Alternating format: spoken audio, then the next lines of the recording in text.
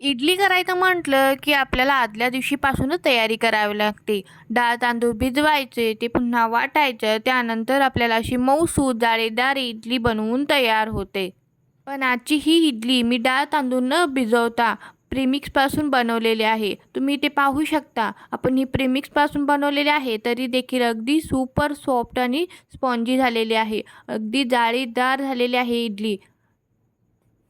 बरं ह्याच पिठापासून भरपूर असे पदार्थ बनवू शकता. तुम्ही इथे पाहू शकता छान असा याचा कुरकुरीत पेपर डोसा देखील बनवू शकतो. किती छान असा कलर आलेला आहे. सोबतच या प्रेमिक्सपासून आपण छान असे सेट उत्तापे देखील बनवू शकतो. वरून थोडंसं ऑनियन घालायचं, थोडंसं टोमॅटो घालायचा आणि भरपूर अशी कोथिंबीर घालून हा आपला ऑनियन उत्तापा देखील अगदी चविष्ट लागतो. एकाच प्रीमिक्सपासून असे भरपूर पदार्थ जसे की ऑनियन उत्तापा, पेपर डोसा किंवा इडली अशा पद्धतीचे भरपूर हे पदार्थ बनले जातात. तर नमस्कार, मी रुपालीच रेसिपीमध्ये तुम्हा सर्वांचे खूप खूप मनापासून स्वागत आहे. तर आज आपण एकच प्रेमिक्स वापरून भरपूर असे पदार्थ बनवणार आहोत. अचूक प्रमाणासहित हे जर प्रेमिक्स तुम्ही जर बनवाल तर त्यापासून तुम्ही भरपूर असे पदार्थ बनवू शकता. एकाच प्रेमिक्सपासून तुम्ही हे छान असे चविष्ट पदार्थ बनवू शकता आणि हे अगदी महिनाभर किंवा 2 महिने अगदी सहज आरामात टिकतं. चला तर मग रेसिपीला सुरुवात करूया. तर इथे मी 3 वाटी तांदूळ घेणार आहे. तुम्ही कोणत्याही प्रकारचे तांदूळ घेऊ शकता. फक्त बासमती किंवा लांबडा तांदूळ घ्यायचा नाही आहे. रेशनचा तांदूळ अगदी याला योग्य आहे. मी ते रेशनचाच तांदूळ घेतलेला आहे. 3 वाटी ते तांदूळ घ्यायचा आहे आणि 3 वाटी तांदळासाठी मी ते 1 वाटी उडदाची डाळ घेतलेली आहे. हे प्रमाण अगदी योग्य आहे. 3 वाटी तांदळासाठी 1 वाटी उडदाची डाळ. सोबतच 1 चमचा मेथीदाणा देखील घातलेला आहे. आता हे तांदूळ आहे ते एखाद्या कापडावरती आपण छान असे पसरवून घेणार आहोत आणि आपण छान असे हे पुसून घेणार आहोत. जेणेकरून याच्यावरती जर जंतुनाशक पावडर किंवा काहीही धूळ माती असेल ती निघून जाईल. तुम्ही जर याला स्वच्छ पाण्याने धुवून छान असं सुकवून घेतलं तरी देखील चालेल. मी इथे डाळ देखील अशीच पुसून घेणार आहे. आता कढईमध्ये आपण ही डाळ घालून घेणार आहोत आणि मंद गॅसवरती सतत हलवत आपण याला हलकंसं असं भाजून घ्यायचं. याचा कलर अजिबात चेंज करायचा नाही आहे. हलकं आपण याला भाजून घेणार आहोत. जेणेकरून यातील जे मॉइश्चर आहे ते निघून जाईल आणि थोडीशी आपली जी डाळ आहे हलकी गरम होईल.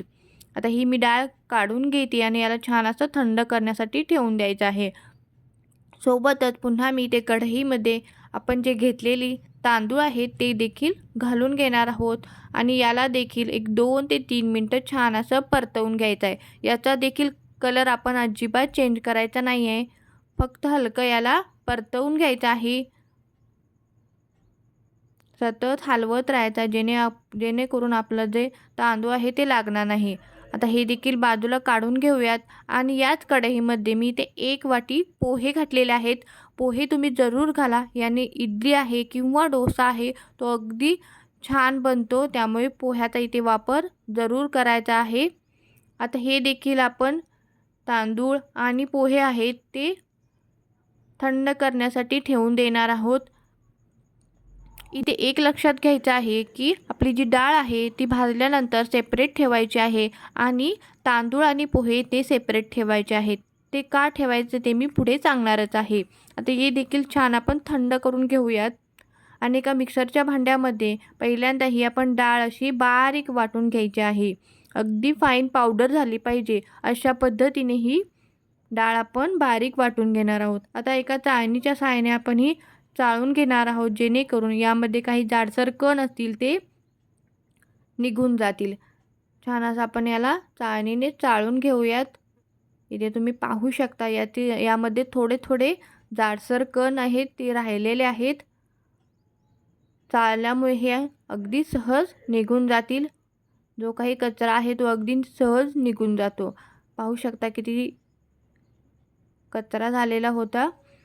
आता याच मिक्सरच्या भांड्यामध्ये आपण हे डाळ आणि पोहे आहेत ते छान थंड झाल्यानंतर काढून घेणार आहोत आणि हे देखील आपण बारीक करून घेणार आहोत. पण बारीक करताना हे रवाळ जसा रव्याचं टेक्स्चर असतं अशा पद्धतीनेच हे बारीक करायचं आहे.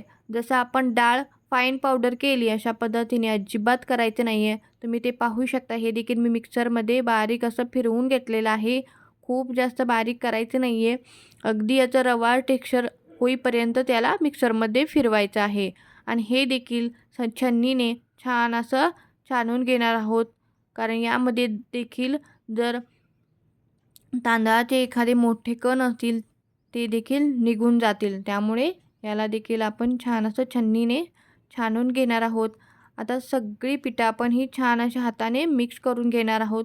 तुमच्या लक्षात आलंच असेल आपण पीठ इथं जे डाळीचं पीठ होतं छान असं हे बारीक पावडर केली आणि जे तांदळाचं पीठ आहे ते अगदी रवाळ केलेलं आहे. अशाच पद्धतीने तुम्ही हे प्रीमिक्स बनवायचं आहे जेणेकरून ते अगदी महिनाभर टिकतं. महिनाभर का अगदी 2 ते 3 महिने देखील आरामात टिकतं.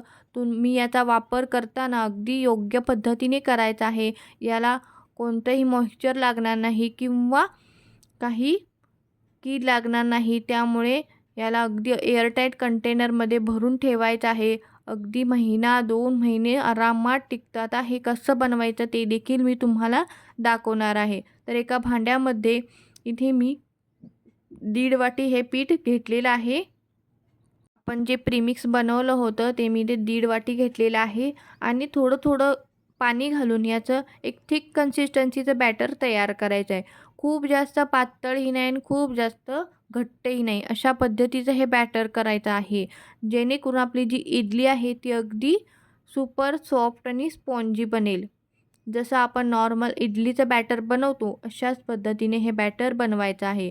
तुम्ही ते पाहू शकता. आणखीन मी ते थोडंसं पाणी घातलेलं आहे आणि छान असं याला मिक्स करायचं आहे. मी याचे टेक्स्चर देखील दाखवते तुम्हाला. अशा पद्धतीने हे याचं थिक कन्सिस्टन्सीचं हे टेक्स्चर झालं पाहिजे. आता याला छान रात्रभर फर्मेंटेशनसाठी ठेवायचं आहे. त्यानंतर तुम्ही इथे पाहू शकता किती छान असं पीठ आपलं हे आंबलेलं आहे. अगदी मऊ लुसलुशीत त्याच्या इडल्या बनतात. पाहू शकता किती छान असं सुपर सॉफ्ट झालेलं आहे आपलं पीठ. छान असं याला मिक्स करून घेऊयात, एकजीव करून घेऊयात.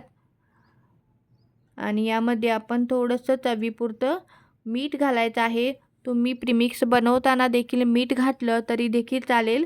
मी तर प्रीमिक्स बनवताना मीठ घातलेलं नाही आहे, त्यामुळे आत्ता मी इथे मीठ घातलेलं आहे. जर तुम्ही ते पोह्याच्या ऐवजी मिक्सरला लावताना खायचा जो आपला भात असतो शिजलेला तो घातला तरी देखील चालेल. यामुळे देखील इडल्या अगदी परफेक्ट बनतात. पण आपण हे प्रीमिक्स बनवतोय त्यामुळे मी ते पोह्याचा वापर केलेला आहे. आता इडली पात्राला आपण छान असं तेल लावून घेऊयात. हाताने लावा किंवा ब्रशने लावा. मी त्या हाताने छान असं तेल लावून घेतलेलं आहे आणि यामध्ये आपण हे बॅटर घालून घेणार आहोत. अगदी थोडं बॅटर घालायचं आहे. खूप जास्त बॅटर घालायचं नाही आहे. जेणेकरून आपल्या ज्या इडल्या आहेत ते खूप जास्त फुलून वरती येतात. त्यामुळे अगदी थोडं बॅटर घालायचं आहे. आणि इडलीच्या पात्रामध्ये आपण हे स्टँड ठेवून देणार आहोत आणि छान असं 10 ते 15 मिनटं आपण हे वाफवण्यासाठी ठेवणार आहोत. अगदी काही मिनटातच आपल्या ह्या इडल्या खाण्यासाठी तयार होतात. अशाच पद्धतीने तुम्ही ऑनियन डोसा किंवा पेपर डोसा देखील बनवू शकता.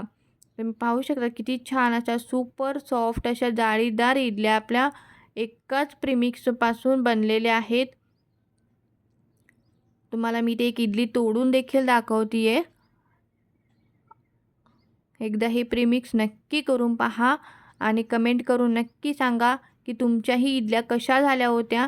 अगदी ह्या अचूक प्रमाणासहित ह्या इडल्या छान बनतात. चला तर मग पुन्हा भेटू अशाच एका नवीन रेसिपीसह नवीन एपिसोडमध्ये. तोपर्यंत स्वस्त राहा, मस्त राहा आणि खात राहा. जाता जाता व्हिडिओ आवडला असेल तर व्हिडिओला लाईक करा. चॅनलवरती जर नवीन असाल तर चॅनलला सबस्क्राईब करा. तोपर्यंत बाय बाय.